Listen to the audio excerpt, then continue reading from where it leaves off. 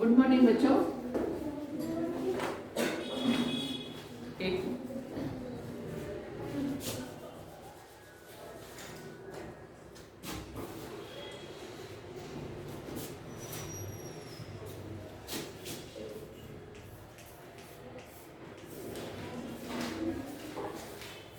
आज मैं आपको पाठ 15 सूरदास के पद पढ़ाने जा रही हूँ और आप लोग अपनी बुक में देखिए। सबसे पहले कवि परिचय। सूरदास भक्ति काल के कवि हैं।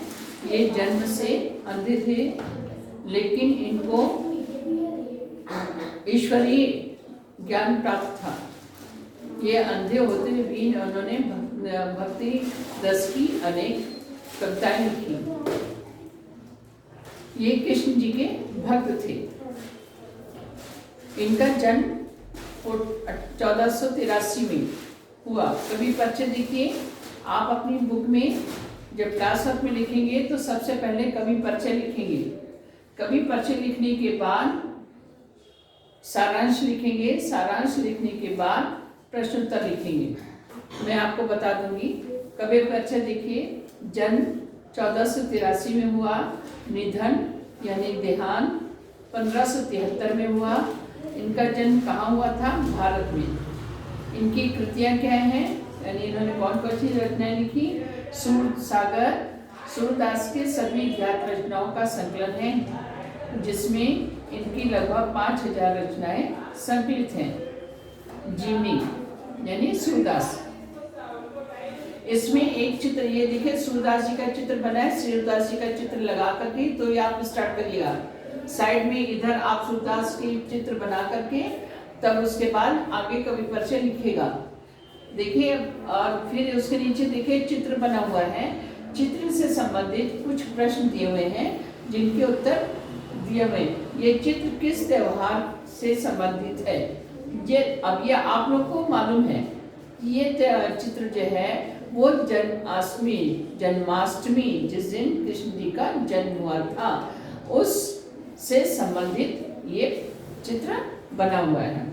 यानी यह चित्र जन्माष्टमी के त्योहार से संबंधित है। इस चित्र में बच्चे क्या कर रहे हैं? इस चित्र में बच्चे सीके में रखा हुआ घड़े को मार रहे हैं। उस घड़े को क्यों मारे? पहले जो है एक प्रकार का रस्सी का बना हुआ छीका टाइप का आता था, जो किसी कील से या किसी चीज से टांग दिया जाता था। उस पर उसमें घी या दूध गरम करके रख दिया जाता था ताकि बिल्ली उसको खा ना सके, बिल्ली उसका नुकसान ना कर सके। तो पहले फ्रिज वगैरह जब नहीं होती थी या कोई सामान को सुरक्षित रखने का स्थान नहीं होता था, तो छीके जो रस्सी का बनता है उसको टांग करके लोग अपना सामान रखते थे ताकि सामान सुरक्षित रह सके। तो गांव में ज़्यादातर ग्वालिनी जो होती थी वो छीके का इस्तेमाल करती थी, जिस पर वे दूध मक्खन आदि रखती थी। तो ये चित्र में जो चित्र बना है उसमें छीके पर एक घड़ा रखा हुआ है जिसमें माखन रखा हुआ है। उस मक्खन को पाने के लिए बच्चे छीके को यानी छीके पर रखे घड़े को मार रहे हैं। कृष्ण को माखन चोर क्यों कहा जाता है? कृष्ण को माखन बहुत पसंद था। वे माखन खुश होकर खाते थे। तो उसको पाने के लिए वे घर में भी जो उनकी यशोदा मैया देती थी खाने के लिए वो तो खाते थे। साथ में अगर जब घर में कोई नहीं रहता था वो चुपके से जाकर के माखन खाते थे। इसके अलावा वो अपने साथी जो ग्वालों के बच्चे जो थे, जो उनके साथी थे, वे उनके साथ भी जाकर के अपने मित्रों के घर या किसी ग्वालिनों के घर में जब देखते थे कि घर सुनसान है, घर में कोई नहीं होता था, तो वे अपने मित्रों के साथ जाकर माखन चुरा कर खाते थे। इसलिए उन्हें माखन चोर कहा जाता है।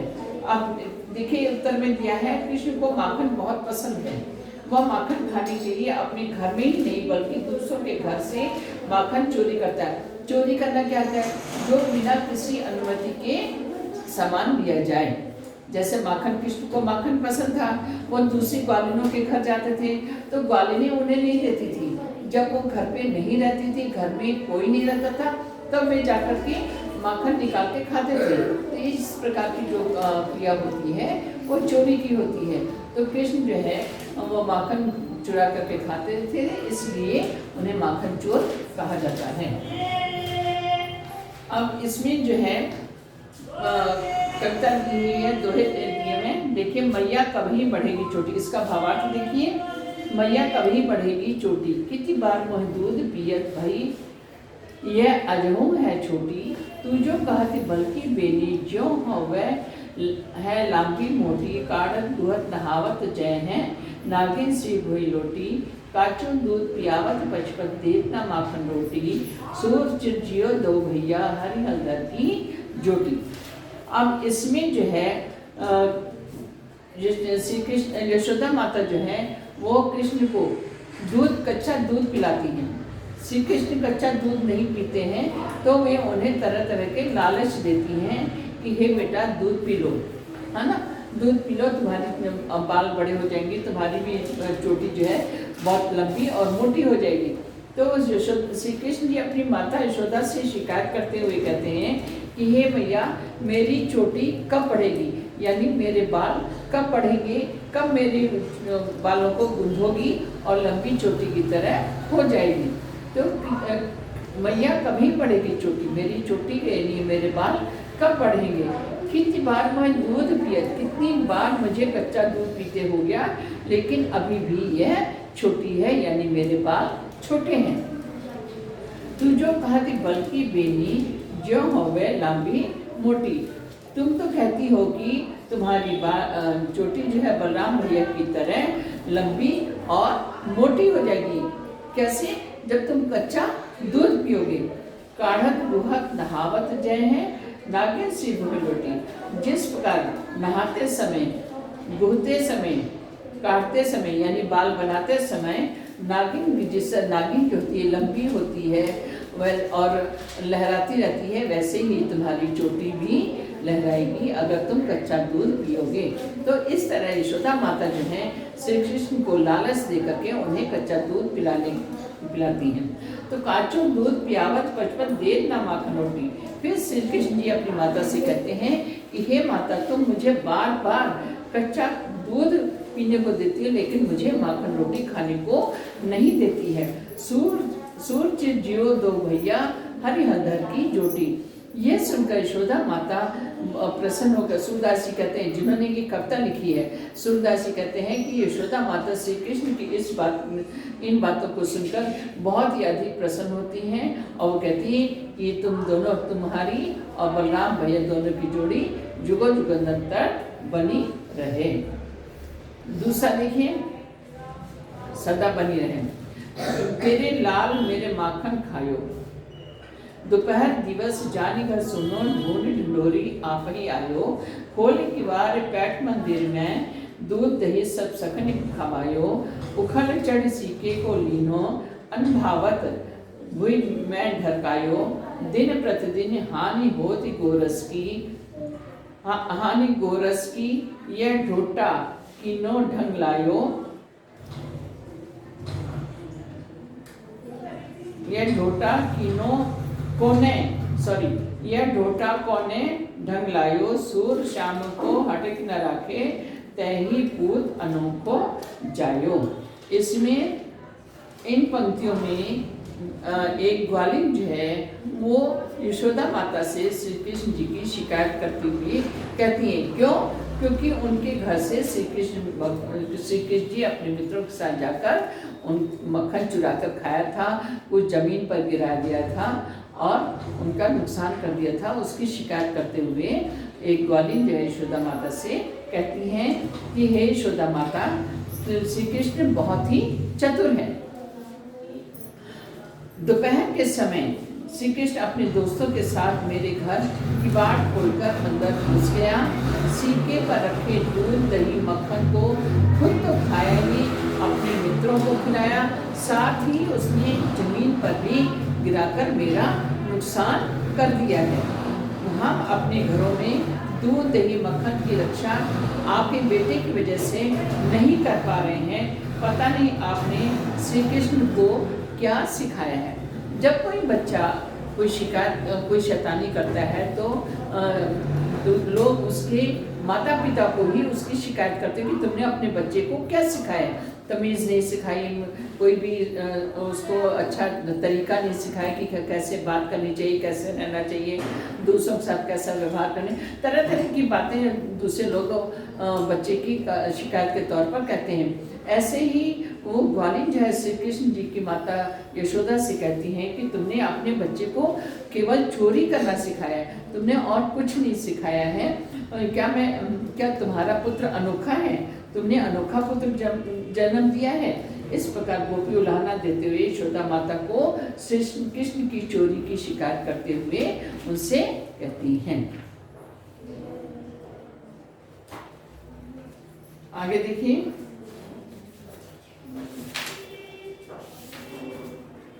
शब्द भंडार।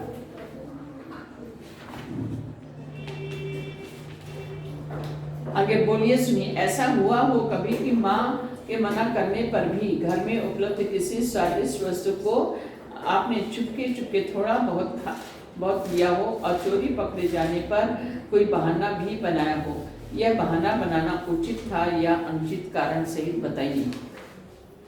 ये बहाना बनाना अनुचित है, क्योंकि गलत काम करने से मानना ही अच्छा है। अगर हमसे कोई गलत काम हो जाता है तो हमें अपनी गलती स्वीकार कर लेना चाहिए। इससे क्रोध बढ़ता नहीं, बल्कि दूसरा व्यक्ति शांत हो जाता है, जिसके प्रति गुस्सा रहता है।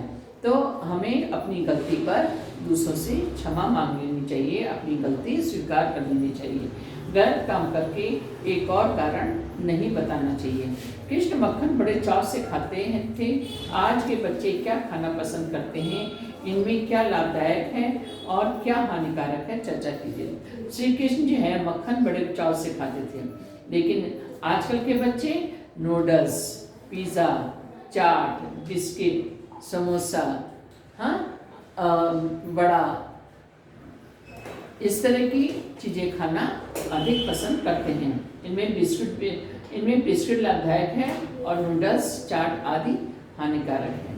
पढ़िए, बालक श्री कृष्ण किस लोभ के कारण दूध पीने के लिए तैयार हुए।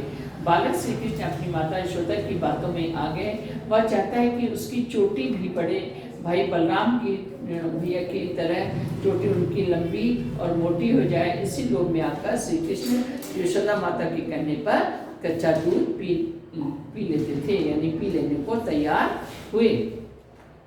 श्री कृष्ण अपनी चोटी के विषय में क्या क्या सोच रहे थे। श्री कृष्ण जानता है कि उसकी चोटी छोटी है। वह चाहता है कि उसकी चोटी भी बलराम की तरह, बलराम कौन थे, उनके भाई, बड़े भाई थे, जिसको दाऊ भी कहते थे।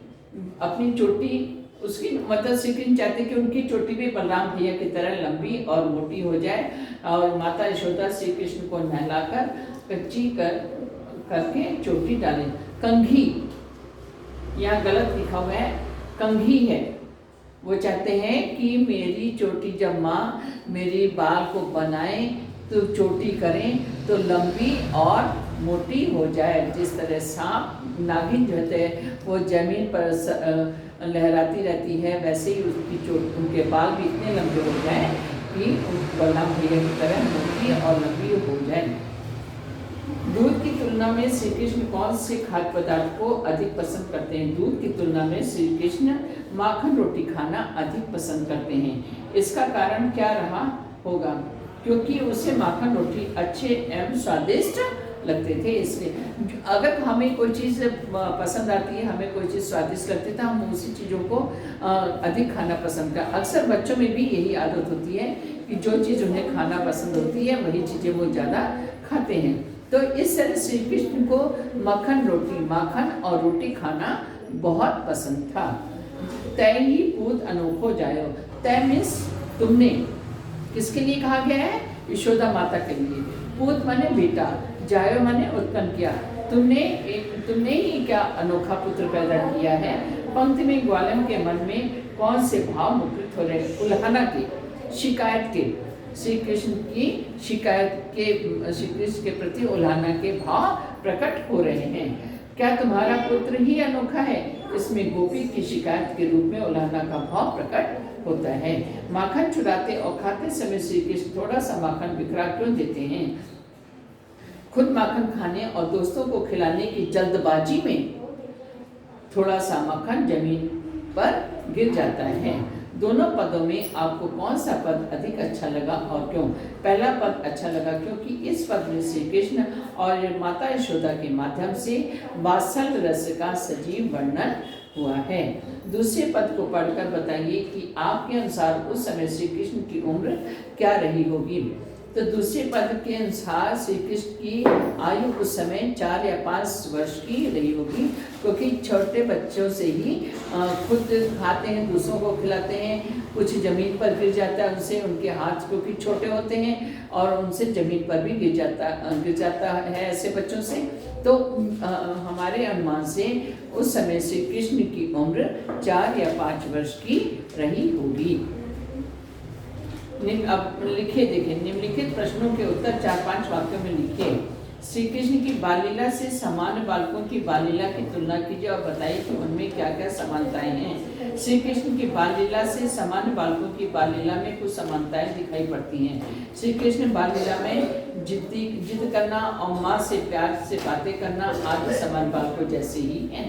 सभी बच्चों को अपना बचपन बिना बोझ के जीने का अधिकार है, लेकिन कुछ बच्चे ऐसे भी बच्चे हैं जिन्हें खेलने कूदने पढ़ने की उम्र में काम करना पड़ता है। आप जानते हैं कि बाल मजदूरी करवाना अपराध भी है। ऐसे बच्चों के लिए आप क्या करना चाहेंगे?